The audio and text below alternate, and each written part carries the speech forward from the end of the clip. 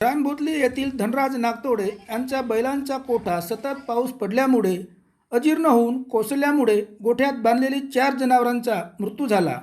शेती कसे करायचे हा प्रश्न त्या परिवारासमोर उभा आहे।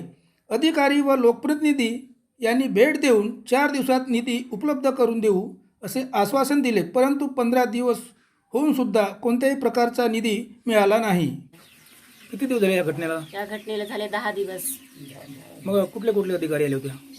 ब्रह्मपुरीचे आले होते, पटवाडी साहेब आले होते, चौघांची मैन मॅडम आल्या होत्या, पण त्यानं आम्हाला काहीच अजून मदत नाही दिला। 4 दिवसाची मुदत दिला होती का तुम्हाला अनुदान काहीतरी भेटेल बा म्हणून, निसर्गामुळे तुमचा घरी पडला म्हणून आमची जोडी गेली तेवढी। आता आम्ही काय ना शेती करणार, आमची शेती जोडीवरच होती।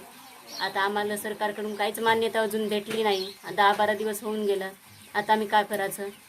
काय ना करून आम्ही वेळेवर, एक तर पावसामुळे आमचं धानही गेलं, धान नाही पिकत। किती बैल मरण पावले तुमच्या? आमचे 2 बैल मरण पावले, 1 गाय मरण पावली, 1 गोरा मरण पावला, 4 जनावर मरण पावलं। तरी पण तुम्हाला आजपर्यंत शासनाकडून काहीच मदत नाही मिळाली? काहीच नाही मदत मिळाली। मग तुम्हाला शासनाला काय सांगायचं आता?